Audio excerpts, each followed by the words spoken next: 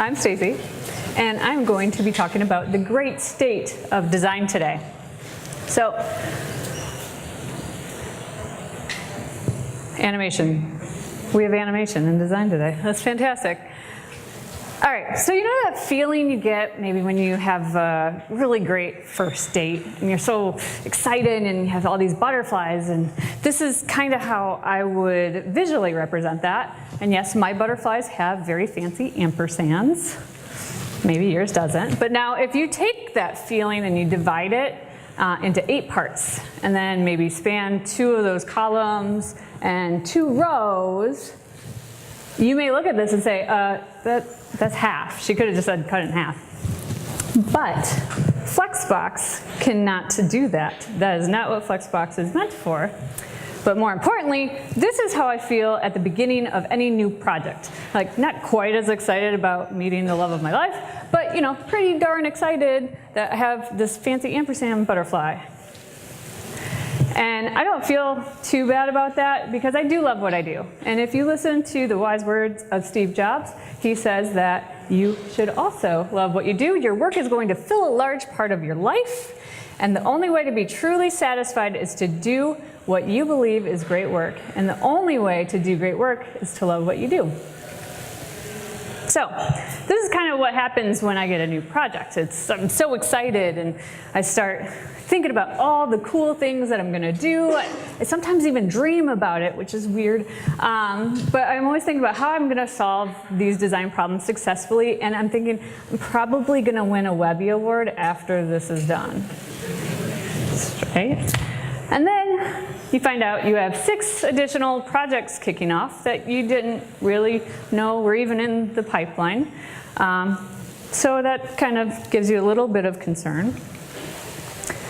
And you present your first round, and your client wants to see changes. And maybe your workflow isn't quite as smooth as it could be, and you did these in Photoshop, and you did 3 different screen sizes because they want to know how it's going to look on their desktop, their mobile phone, and their Apple Watch. So now you have to go back and make all of these changes. And of course, they always ask for something out of scope. It just always happens. And then you heard somewhere along the line someone said it has to be compatible with IE8, which is very depressing. Not to mention all the constant interruptions that you get every day from Slack or HipChat or email or phone calls, or if you work in an office, just people coming by your cube. And then you get 8 new incoming meeting requests, and you wonder, how are you going to actually do this work? So this is kind of at that point where your excitement level over time might diminish, and it starts to create this disappointing cycle of making work that's just good enough, because you just have to rush through it because all this other stuff is happening. And this is how you become complacent. And complacency is defined as a feeling of being satisfied with how things are and not wanting to try to make them any better. But I have good news. There are ways that we can fix most of those things that we just discussed in the example. And I think one of the most important things is setting the proper expectations. And we kind of talked a little bit about that on the panel. But if you are able to properly communicate what you will be presenting, how it's going to render in browsers, what types of support, all up front. And sometimes you might not have direct communication with your client or the end person, the stakeholders, or whoever you're doing work for. So it's really important that you train the people on your team. Maybe it's the salespeople, maybe it's the CEO. Depending on how big your team is, you have to train them to relay the information about what they should be expecting so you don't continue to miss deadlines or do really subpar work.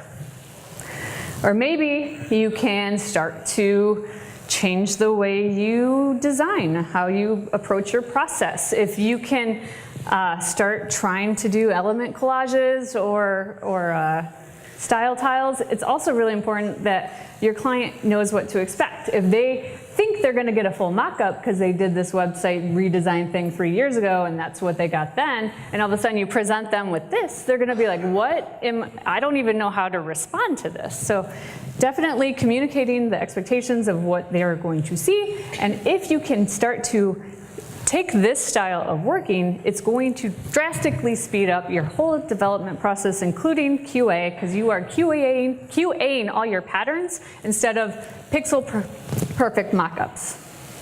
And now I do think every designer should learn how to code. I know that's kind of like a very touchy subject. While every designer could benefit from learning code, I think it's also important for every developer to understand the basic principles of design. And there's no question that the current state of web design right now, there's a huge reliance on data. And I think big data has its place, and I think it's great. And if you can see the pages that people are visiting, if you can do usability testing to see how people are responding to your work, if you know how to ask the right questions, that's great. But sometimes, in my experience, data can often be analyzed by, data is analyzed by humans who are imperfect. So if they come to look at some of the data, if they're not asking the right questions, then you might end up with false data, and that can often inhibit our design patterns. And I feel like a lot of the UX world right now is so reliant on doing no harm, and that your data, you have to go by the data. If the blue button's working, it works everywhere. But this isn't replicable. I can't say that word. You can't reproduce it and expect the same result. It's a better way to say that. So I really think we should be cautious when if you build a culture on everything must be tested for conversion rate optimization, everything has to be split tested, then it might inhibit your creativity. So it's over-informed. And this is a quote that Henry Ford may not have really said, but I love it. So if you ask people if they want what they wanted, they would have said faster horses. So maybe it's how you ask them the questions, and sometimes they can't tell you what they want. They can often tell you what's wrong, but they don't know necessarily how to creatively fix that. And we've gone through this with our best practices. Remember the 3-click rule? Now there's research out there that says that doesn't really exist. And yes, people should be able to find the information quickly, but 3 clicks isn't the magic number. They will keep clicking happily if they think they're on the right trail, if they are still getting worthwhile information. So if you are creating an experience for them that they feel like they're getting further, then 3 clicks is no longer an issue. Same thing with above the fold. People scroll. I promise you, people scroll. So I like what Andy Clark says. He says that I fear we're creating a web full of safe designs because we're driven by the need, and some of us, for predictability, reliability, and for repeatability. And it's really hurting our design. When's the last time you saw like a really amazing website for a business, not just for maybe a creative agency? But it's very rare. Like we get these bootstrap templates or whatnot, change very little because we're on these tight timelines, and we work with a full development team that might have one designer and maybe they don't speak out, but we see a lot of the same over and over again. And I am not saying that you should go out there and make like circular navigations and super crazy calls to action, but what can we do? What can we do if we have the ability to fail and learn from those mistakes and push further? And I think back to print and how we had so much freedom to do so many things. And for the last few years, I've been saying, at the web, we can pretty much do anything that print can do, except for scratch and sniff. I don't know if anyone is old enough to remember these. And they were great until all you had left were the onion and the garlic, and that was just a terrible situation. So one of the biggest hurdles that print designers ever had is color matching. When you went to preview a print from the press, it was really hard to match colors. But laying out a page like this with this crazy grid and the typefaces are all different typefaces and font size and weight and just the different border treatment, this was a piece of cake. Doing this in a scalable, responsive way on the web would be such a pain, or would be, maybe not next year. And print could do things like this. Like you have a business card that is super functional, and you also have a little bow and arrow that you can play with at one of those boring meetings. How amazing is that? Let's see if this plays. Pew, pew. So cool. I don't know if you've ever built a website that you could eat, like beef jerky business cards. Who wouldn't want those? And print design can solve some of our biggest problems, first world problems maybe, but I have never been more impressed than when I went to White Chocolate Gorilla and saw this gum thing. A little too late, because obviously I put my gum in the sugar wrapper, but someone created this, and maybe it's not visually beautiful, but it's completely useful. And I don't know if anyone saw this. A design student in New York created this bicycle helmet out of paper, recycled paper, that protects your head in a collision if that were to happen. And she won the Dyson Award, got a ton of money.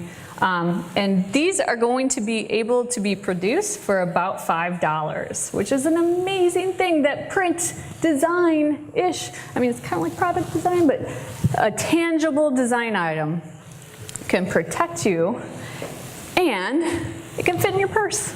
How great is that? So I would have said that the only thing print couldn't do that web could was great animation. But then you have these things. Yeah, they're not really scalable. It's really pretty tricky to change, but flipbooks, I mean, that's an example of print animation. A few weeks ago, the Shop Talk show fellas, Dave and Chris were talking about design, and someone had a question about it, and David mentioned that he was having dinner with a friend, and they asked if web design is already a solved problem. Like, do we have all these established conventions that we know work? I got a little flustered while in my car, so I went home and I called them and basically said that I think web design is certainly not a solved problem. I think we've come a long way, but design is your ability to establish yourself and set yourself apart from your competitors. It is your competitive advantage when everything else is so equal, when all the feature sets are the same from your product, with all the price points are the same. Design is what's gonna set you apart. And if you have a terrible user experience, no one's gonna wanna use it. They're gonna go to your competitors. So we've been restricted for so many years on the web, and I think that it's up to us in this room, because there's some really cool stuff that's already available, and there's some stuff that's coming out. But it's up to us in this room, if you are not the visual designer that's doing your work, if you are only doing the CSS, you need to communicate all of this stuff that's available, because for years we've been telling the print designer who's handing over your website in InDesign that they can't do things like overlap things or multiply images. It's just not available. And so for years we've been like hitting them down and saying they can't do this, that, or the other, and now it's our responsibility to tell them what we can do, because some of this stuff is coming back.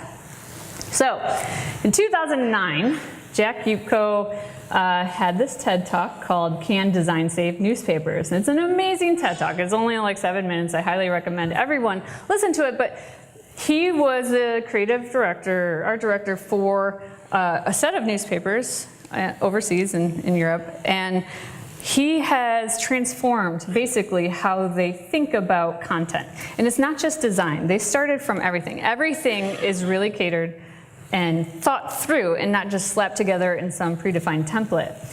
And what they found that after redesigning the entire newspaper, even the inside, their subscriptions went up drastically. In Poland, it was 13% after 1 year, 22% after 2, and 35% after 3 years. And similar results were also seen in Russia. So maybe there is something to be said that design has more value than just a pretty picture. So let's take a look at some interesting things that we can do more often in our designs that are not super hard. So this is Lagom print magazine, created by Elliot J. Stocks. So it's beautiful. He does great work on the web. If you don't follow him on Twitter, we talked about earlier, follow Heroes. He's an amazing designer. And this is just a beautiful spread, couple of spreads, in his magazine. And we can replicate these beautiful drop caps now. Probably have for a little while. So if we take this example, and we zoom in, so they have a drop cap there, and before we were able to do this first letter pseudo element, and that's supported everywhere, but we always had to fake it. We always had to fake it with like font size and margin and color, and now we can just use one line, initial letter, and then say how many lines you want it to span. This is great. There you go, first letter and then initial letter. So I took this over to CodePen, and it looks great in Safari, maybe a couple others. So, you know, we have some work to do, and that's where feature queries come in. Now, if you haven't used feature queries, they're amazing. It's a simple statement that is an at supports. Does this thing work? Ah, super cool. All right, app supports, and then you just declare a property and a value. And it doesn't really matter in this instance what value you're going to use. So, for instance, we do initial letter, add supports initial letter, and then the value here is 7, but it could really be anything. We're just seeing really if it supports initial letter. When you get further on and you're talking about like grid, then you'll want to do, since grid is a display property, that's when the value is important. So they keep it in for everything. So then we say initial letter 7. Now, since this doesn't necessarily work in most browsers, you might want to just query for a prefix version. Right now, WebKit or Safari, I think, is the only one that supports this out of the major browsers. So in order to do this, and this is basically, if it doesn't support it, it will just look like a normal letter. But if you also change like the color or the type, font face or the size or anything, well, you wouldn't have to do size. If you changed any of the other styles, you're going to want to wrap it in this at supports, because otherwise the other styles will still be inherited, and then it's going to look weird. So, and then we have additional options. After the initial letter, whatever number of lines you want, there's also a way, oops, to add a second value, which is just however many you want it to shrink or grow. So by default, it's going to just drop that many. You're going to have a drop cap. And if you say, I want it to be 3 lines long, but I want it to start on the second line instead of the third, then it's going to be a raised cap or a sunken cap. And if you say you want it on the first line, then it's going to be a raised cap. So you can play with positioning there as well. Oh, there's zoomed in. And so first letter is supported everywhere, but initial letter is not yet on the Can I Use database, and it's Safari WebKit only.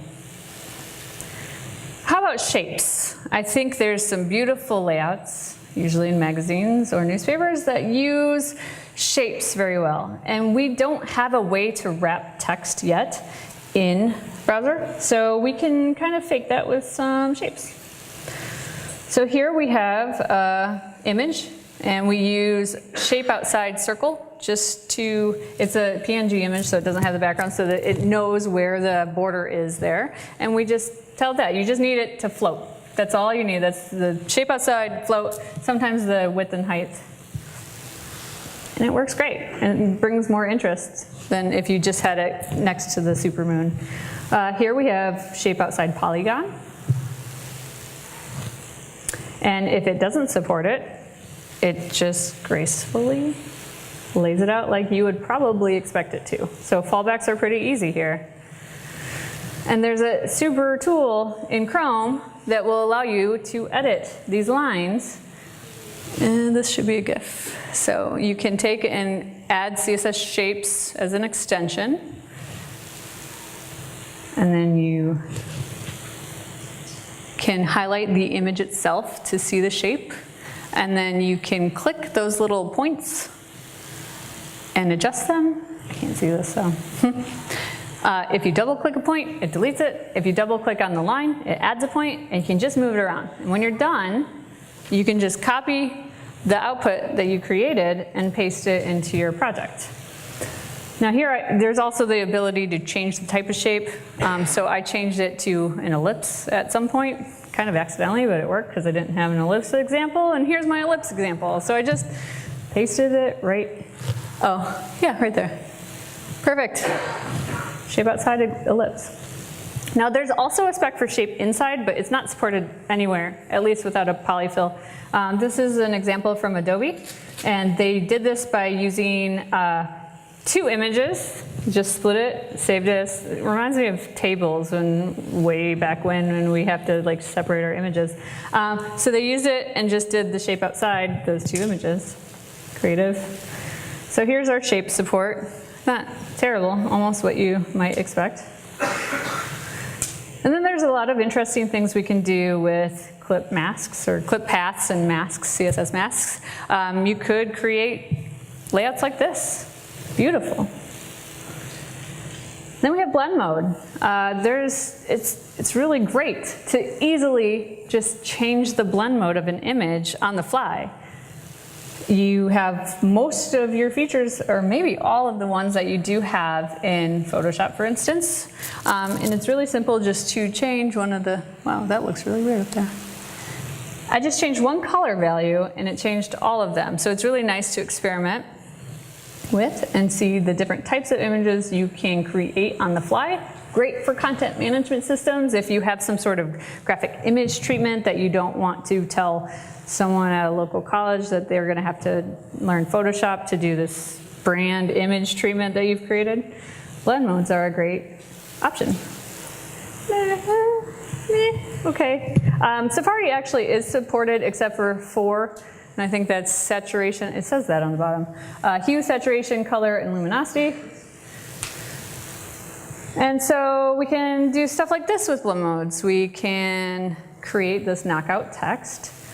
Now, in my previous version, I used the filter, which we'll talk about next, to create the more sepia image.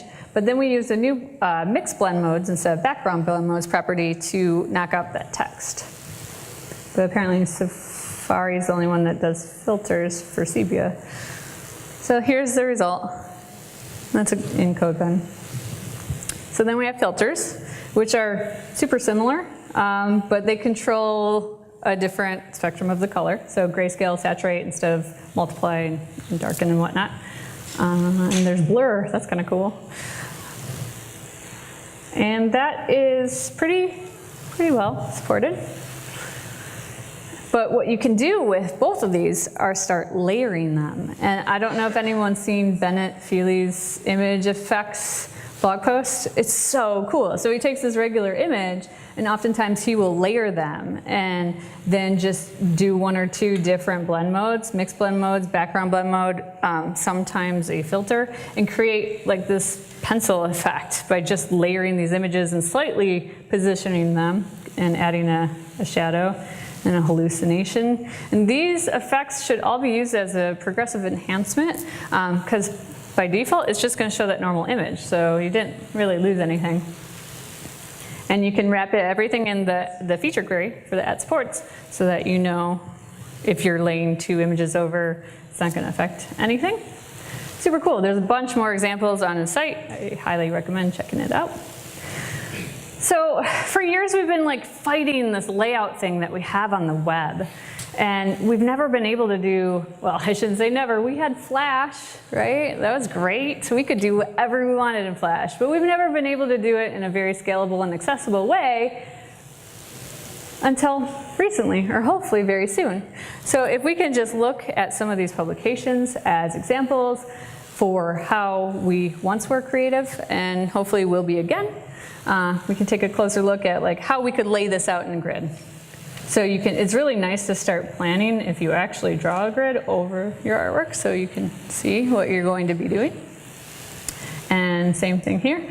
This is just a couple examples of really beautiful layouts that we could be doing in grid. So here's a little bit of the history for our CSS layout methods. We had tables, and we had floats, which were meant for document layouts and floating an image left or right. And then we got flexbox, which was so joyous. I mean, flexbox is great, and I think you should still use it, and there is a use case for it. And soon, we will have grid, which is amazing. So flexbox It's enabled us to lay out elements so much easier than we have in the past, especially when it comes to like vertically aligning things or spacing things out. However, the problem with flexbox that doesn't get us to where we should be is flexbox only lays out content in one dimension. Yes, you can choose column or row, but it's column or row. It's never both. With CSS Grid Layout, we now have the option to lay out both directions at the same time. So there's some new vocabulary when it comes to CSS Grid Layout, and let's talk about that. So we have lines, grid lines, and you have to always start from the farthest left. You start from the line, not from the space in between, which is a concept that was kind of tricky to remember. And then we have a grid track, which is the space in between the lines, taking either a row, like it is here, or, oh, I zoomed it in, not that you can read it anyway, or a column. So that's a grid track. Then we have a grid cell, which is the smallest unit of the grid, and it is bound by 4 lines. 4 grid lines, and it's a single unit. And then we have the grid area, which can contain more than 1 adjacent grid cells and is bound by 4 grid lines. So those are some of the new terminology we will be using. And there's also this idea of an implicit grid and an explicit grid. So you will either define the exact grid dimensions and spaces that these grid cells should take up, which is the explicit grid. And then anything left over that's either added later or just not taken into account for when we plan those templates is the implicit grid. And Grid has a way of handling all types of content. Yay. So we have grid template columns and grid template rows. This is one of my favorite features of Grid. And it's really simple. It's just grid template columns is the property. And we have a new value, which is the FR. It's kind of like how flex basis works. FR is a fraction unit. And it basically, if you take the spaces available after you've already subtracted any fixed units, then the fraction unit is what's left over. So if we have these 4, it's going to be 4. So let's see how this grid template column would work. So right now we're saying grid template columns, we're going to have 3 columns because we've listed 3 values. So that's how Grid knows we have that number of columns right now. So we have 1 fraction unit column, and then a 2 fraction unit column, and a 1 fraction unit column. And it will just keep repeating in rows for as long as it is told not to. Actually, for as much content as you have. So we can mix it up, and instead of the last fraction unit, we can add a viewport width. So now that one's going to be 50% of your viewport, and then the fraction units are going to be divided up after it already accounts for the viewport width. You can use fixed units. Great for those really old school ads that you might have to run on some websites, because they are usually a fixed pixel width, especially we can also use Ms or Rems. And now we have a 6-column grid, and the last one is 5%. I didn't show auto, but auto will just fill or take the space that it is left over as well that it needs. So if we have a grid like this and we want just 3 equal columns, we could certainly write grid template columns 1, 1, 1 fraction unit, or we have a new keyword and it's called repeat. So what this does is it will take, you will use the repeat outside of the parentheses, and then you will give it a number of how many times you want that unit to repeat, and then you give it a value. So this is going to repeat 1 fraction unit 3 times, like this, and it's great. Then we have this concept of a grid column. There's those grid columns and grid rows. Grid column has a few different ways to declare. Let's go over those. So we have a grid column start 1. That's saying that it's going to start at this first grid line That's what we're saying it. That's what 1 is. And if you don't declare any other value, it's going to assume it's supposed to span 1. If you give it an end value by using grid column end, it will span as many grid lines, 1, 2, 3, 4. It's not 4 tracks, that's what gets kind of tricky. It will expand however many lines you give it for the grid end value. We could also write this shorthand by saying grid column, and then we have, it's hard to see, sorry, we have a 1 and a slash and a 4. So you can shorten it up by saying both of those values in one line. You could also use the keyword span, and it's going to span the number of columns, which is a better way of handling it, because if you move this, it will always span 3 columns. But if you had declared a number, it will only go to that number. So if you wanted it to actually bump over to grid column 2, well, now it will still span 3 columns as opposed to ending on the 4th one. Well, there you go, span, just like I said. Or you can do grid column start slash, and then if you use a -1, which is really hard to see, it will span the remaining columns of whatever track you are in. Oh, yep. So there you go. -1 will span the rest. Same thing with grid row. Exact same. You can say start 1 and 3, or grid row 1, 3, span 2. Do the -1 to fill the rest of the grid track. And then we have grid areas. So grid area is basically what we just talked about, grid column and grid row, smashed together in one declaration. However, weirdly, I have a problem with this, you have to declare grid row start, grid column start, grid row end, grid column end. That's what the numbers are. But if you think about how like margin is defined, you always go top, right, bottom, left, which would be really weird, because that would be grid row start, grid column end, grid row end, grid column start. That would be really weird to declare it like that too. So I don't know why they chose to go the way that they chose. I would have maybe done grid column start, grid column end, grid row start, grid row end. Maybe that's me. But that's what we're left with. As of now, could change. It's still in the spec, so it's not released yet, which is why it's important that we start practicing with this right now. So grid area, this is just what it would look like if you said grid row start 1, grid column start 1, grid row end 4, grid column end 3. And then there's this concept of named lines, which is also great. It's kind of like variables, where you get to name the line so that you can refer to it by name later instead of number, because if it changes, you can still use the same name. The number might change, but it's still tied to that variable, I'll call it. So in order to name a grid line, you do, in square brackets, you just give it whatever name you want. Mine's called line name. And then whatever size of track there will be. And then the next line, and then whatever size track. And you can keep going. You don't have to name any lines. You don't have to name every line. So like this example here, I have 1 fraction unit, so there's no grid line name for this first line. It's still 1. And then I have, oh yeah, for grid line 2. And then there's no name for grid line 3. For grid line 4, it's what? And then no name for grid line 5. So then you can call your grid lines without any brackets or anything. It's just grid column, oh yeah, slash what? And that's how you can use named lines.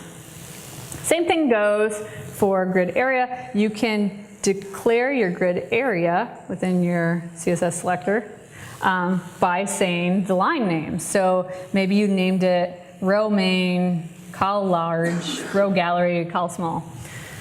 You can mix it up with the numbers, but I would recommend using the words. So now we have grid template areas. This is a lot of information, I know. Grid template areas will be cool, I think, especially on smaller, quick projects.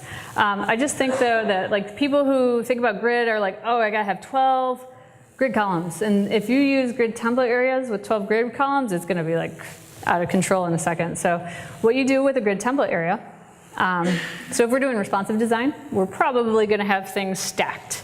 And so that's what you're seeing here with, we're going to have one row of header, one row of byline, one row of content, aside, and footer.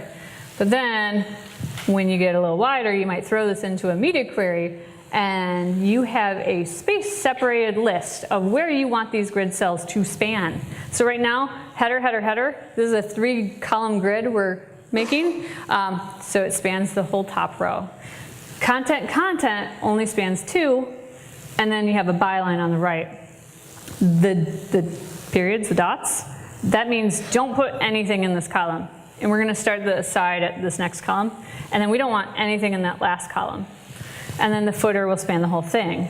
Now I have a more, okay, and then you call it with grid area, and then whatever name you gave in that template.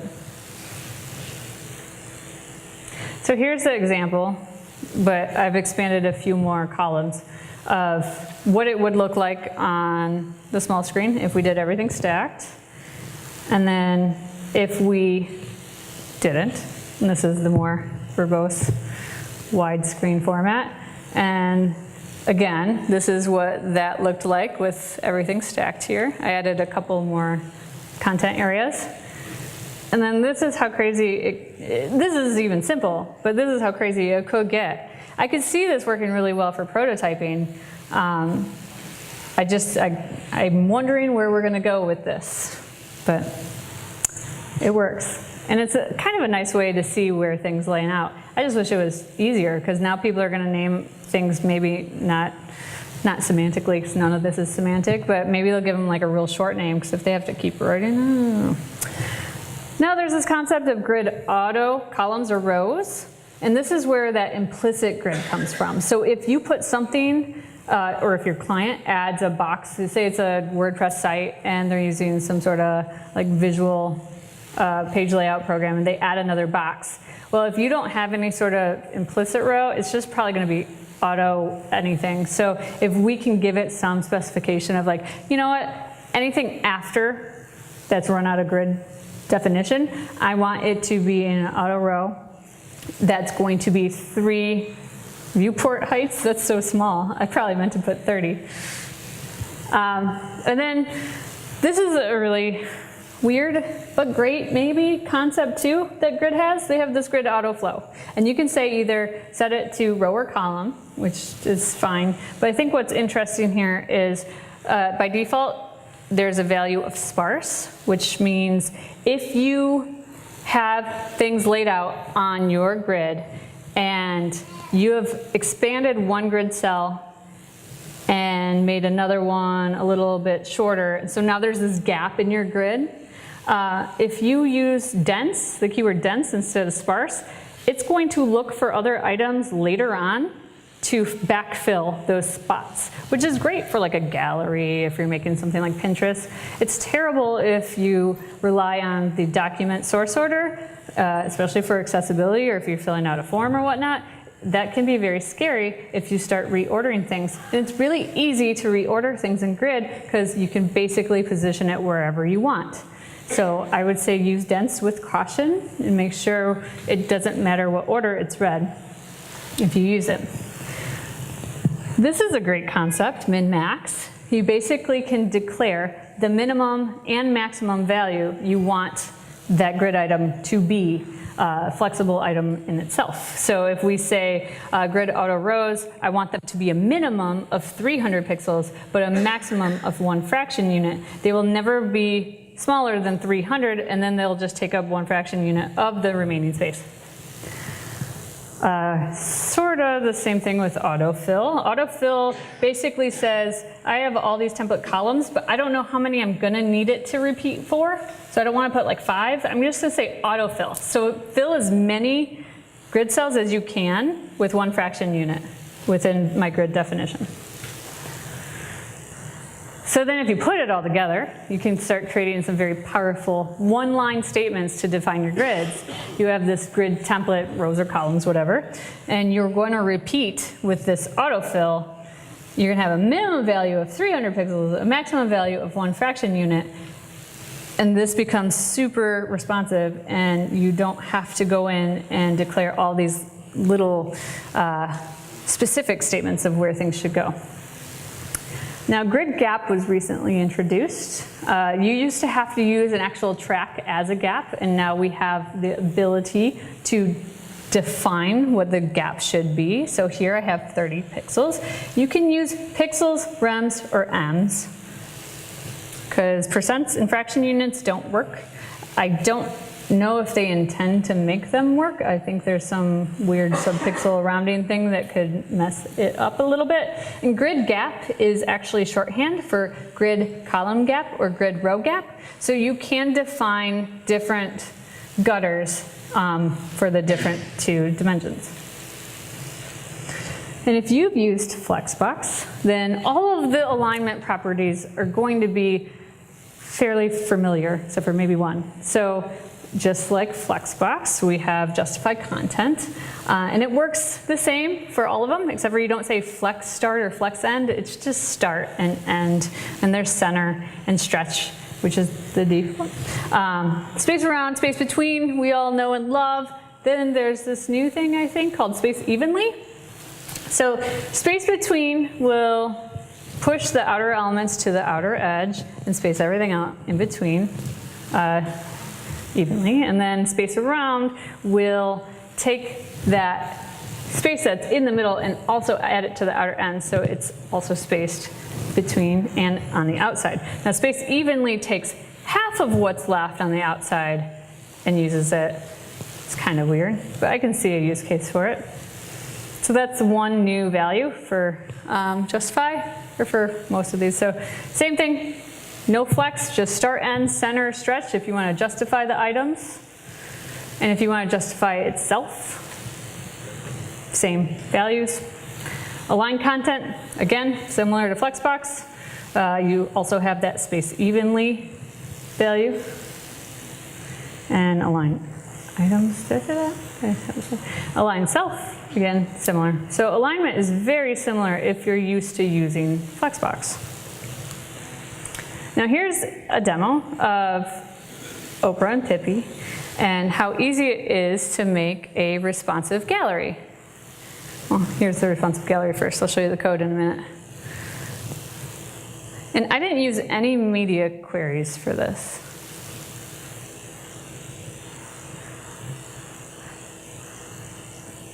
Just fantastic.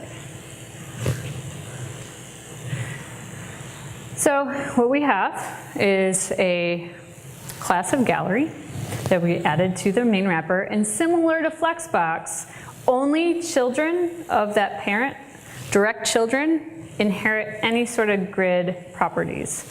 So it's the same with flexbox. If you had something display flex and you need something 2 levels down to display it, you also have to redeclare it. So here we got display grid. We're going to give it a grid gap of 1. And for our grid template columns, we said to repeat the autofill a minimum value of 200 and a maximum of 1 fraction unit. So that's why it's able to easily expand and contract. And then we're just going to say whatever auto rows, I just want it to be a minimum of 30 viewport heights. So, you know, I want 3 on the screen probably at most times. So here's what happens if you just display grid on the markup.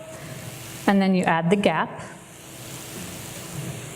And then this is where the template columns start. So you have your columns now. And then when you add the rows, the height for the rows, you get something that looks like a grid. And then you add the adorable background image. And maybe a background blend mode or filter with a SAS iterator to adjust the hue. So grid layout is not supported anywhere, pretty much. You can use a feature query to detect support so people aren't super confused. So I know you can't see it, but in this top corner, this is a little warning that for me, if I forget and I go on my phone and I see grid layout is not supported in this browser, I won't wonder what's going on here. And then you can start making some really cool things. And you can even tell someone if grid is supported, you gotta hover over it. You'll have to see it later. You can tell people if grid is supported so they can start using it, because it's really important right now to start using it. There's a lot of syntax that I just went over. I'm really sorry. I hope I didn't put anyone to sleep.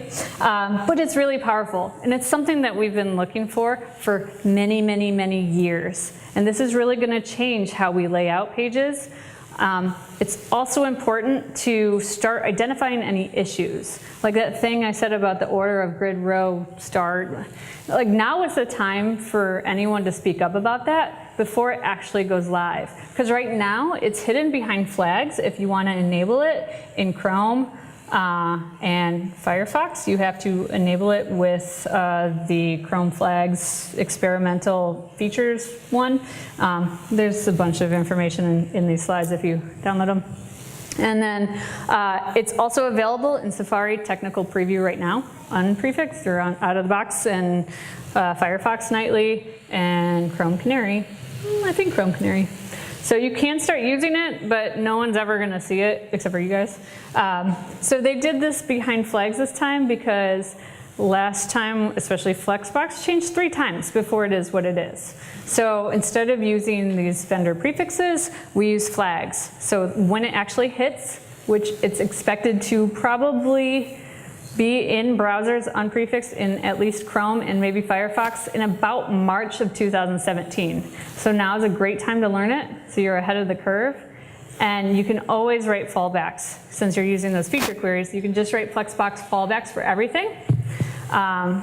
So not available in production. Definitely use it to prototype. Definitely start thinking about how you're going to put it into your projects. And add issues to GitHub. It is in GitHub, so you can start filing issues now so that maybe they can fix it by the time it does go live, because once it goes live, we're done. There is this need for a subgrid though, because you can see how someone's going to start laying all this out and flattening out the HTML because they want their call to action in the certain space. You got to keep nesting grids right now. If we had support for subgrid, it would also take some of those properties that we've already declared and use those instead of having to redefine those over and over again. So that would be a great feature to get in before it launches. I'm not sure if it will. And so people ask, when to use Flexbox and when to use grid? And I made this all by myself with a little help from Rachel Smith and Miriam. And it kind of depends. I mean, kind of depends. If you're going to lay something out 2 ways, you have to use grid. If you want to lay something out 1 way, you can certainly use grid. Sometimes it's easier, sometimes it's not. So it depends on what kind of content you're handling, but this is meant to work with grid. So you should be able to use both at the same time and are encouraged to use both. So here are all the resources. I have a collection on CodePen that is all the samples and more from today. And I have one final wish list item. Where's Apple? CSS regions and exclusions. They kind of lost steam in favor of grid, I believe. And now that we have grid, I'm wondering if we can start maybe talking about CSS regions and exclusions, which is that text wrapping ability I was talking about earlier. I don't know if anyone here has used like InDesign or Quark Express or PageMaker. I'm so old. But you used to be able to make a column of text, click on a little box, link it to another empty box, and the text would flow, which would give you the ability to make some really cool layouts. But before we didn't have grid, so it didn't really have a space. Like it wasn't sure how that text would fit into a new grid cell. I think this could be an option when grid launches. So I really hope we do that. Exclusions is kind of like, I mean, you can kind of fake it right now with shape outside. Kind of like the light bulb thing would be the exclusion. Like we want to wrap text all the way around this area and we don't want anything to touch it. So if anyone here has any power, or maybe if we all just submit that we want it, maybe they'll take us seriously. So I want to end. Sometimes I feel kind of silly, like what am I doing to make this world a better place? And then I listened to Wilson Miner, Apple designer, a former Apple designer, When We Build talk at Build 2011. Amazing talk. If you have 45 minutes, it's just great. But He says that we're not just making pretty interfaces, we're actually in the process of building an environment where we'll spend the most of our time for the rest of our lives. We're the designers, we're the builders. What do you want that environment to feel like? Or what do we want the environment to feel like? What do you want that environment to feel like? So I think we should encourage each other to push past that like complacency feeling that we might get after day of all these meetings and whatnot, and just do more than good enough design. And I think we have the tools now that enable us to do so. So I really hope that you guys leave here, experiment with grid, make some really cool things, and not just another 12-column grid system. We need some cool things, and we need to change the way we have been thinking in that very limited, oh, we have to make this a certain way because dev team, we have 12, yeah. I would love to see some more creative things. Now we have the ability to do so.